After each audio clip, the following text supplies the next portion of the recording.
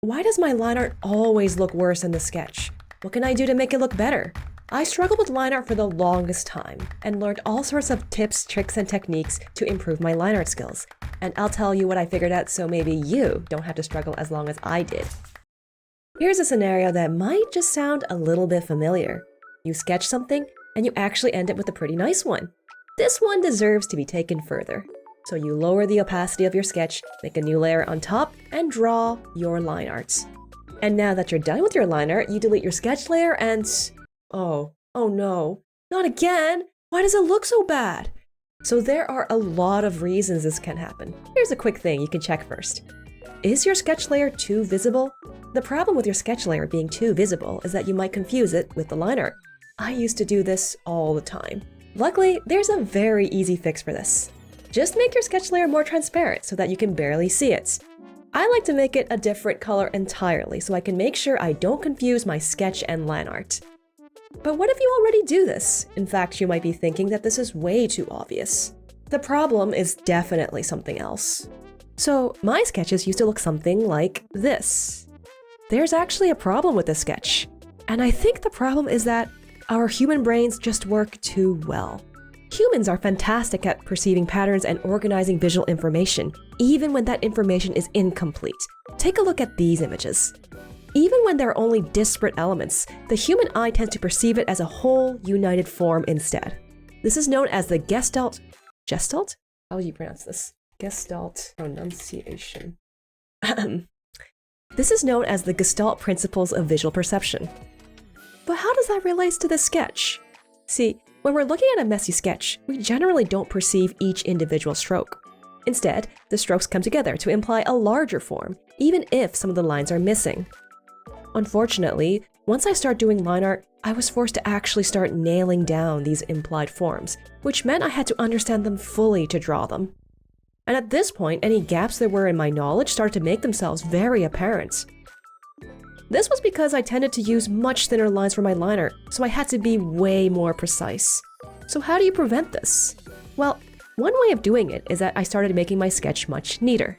And also, I made sure to keep the lines a similar width to the line art. This way, you can do more of the problem solving during the sketch phase. When it's time to do line art, I can mostly just trace over the neat sketch. But even when I made sure to have neat sketches, I started encountering a different problem. So for example, let's say I have this sketch. It's not too messy and it has some movement and energy to it. So then I do some line art and it looks like this. What? Why is it so stiff? So here's what's happening. When I'm doing line art, I have a tendency to try to fix the mistakes I see in my sketch. For example, maybe it seems like that the arm is bending unrealistically here. Maybe we should fix it and make it straighter. But remember, we're artists, and we don't have to make everything 100% realistic. In fact, sometimes you want to exaggerate or simplify things to make them look better than reality. You might be surprised, but if you already made a successful sketch, try trusting it, even if the lines feel wrong. And another thing, let's consider gesture drawing for a second. If you're not familiar, gesture drawings are sketches, usually timed, where you try to capture the energy and form of a pose. They're dynamic and energetic, but rarely have detailed anatomy. That actually helps them feel more lively. When you're drawing lines, there are some lines that help the energy and others that hinder it. If you're not careful and draw too many hindering lines, you can end up making the pose feel stiff or static. And that's actually a reason when drawing action poses, anatomy is often smoothed and simplified away to help sell the action. Honestly, I still find this really hard. I think it's pretty advanced. But there's nothing to do but to keep practicing it.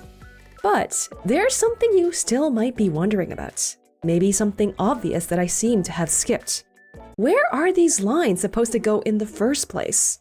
This is actually a slightly different problem. I get asked questions all the time about line art when I stream.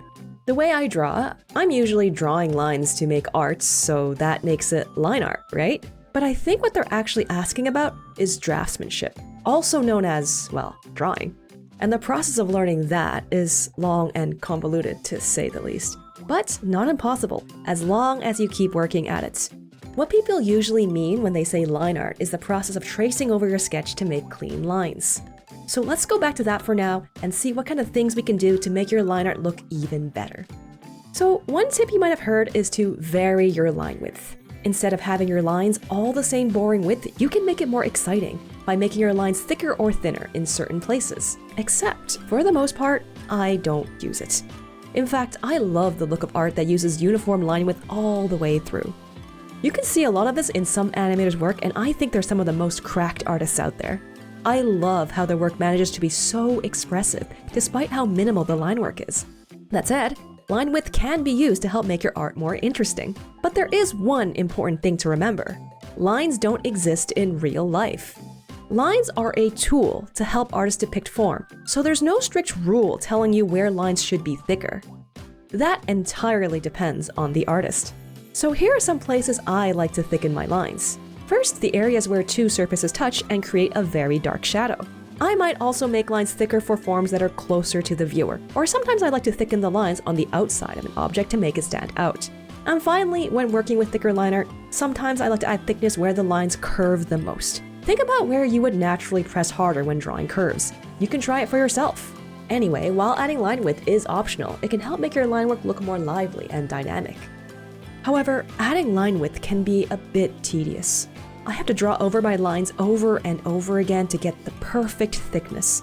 And it takes ages to get them perfectly smooth and the perfect shape, but then I learned, maybe I don't have to do that. I know there's art out there that seems to have super clean, perfect line art. So when I tried to replicate this, I zoomed in all the way to make sure every single pixel is perfect. But I realized that when I looked more closely at these pictures with perfect line art, it was actually a lot messier than I expected. To be honest, I really like seeing line art that isn't flawless. A bit of wobble and imperfection gives lines a lot of personality. That's the reason I never actually use rulers or circle tools. In any case, if you find yourself spending too long on line art, remember not to zoom in too far. Most people won't even notice if individual pixels are a little messy. But what if despite that, you still don't want to do line art? Then don't. When doing digital art especially, the distinction between sketch and line art is arbitrary anyway. I think my sketching is usually pretty clean, so I often don't bother doing a separate line art layer. Remember what I said before? Lines don't actually exist. If you don't like line art, then don't do it. In fact, plenty of artists prefer to simply clean up their sketch with an eraser rather than going over it again with clean lines. And lots of people prefer to go straight in with shapes to carve out their forms. That's perfectly valid. I wish I could do that actually. Even if you like the look of line art, you can always go back in and add it afterwards. What's important is that the process feels comfy for you. There's no real wrong way of doing it. Thanks for watching! Anyway, if you ever wanted a chibi pirate Majima sticker, a cute little Bunnik sticker, or a $6 million banana of your own, you can pick up some stickers at my store and help support the channel as well. But in any case, I'll catch you next time. Bye-bye! Oh, there was a car outside. Is it gone now?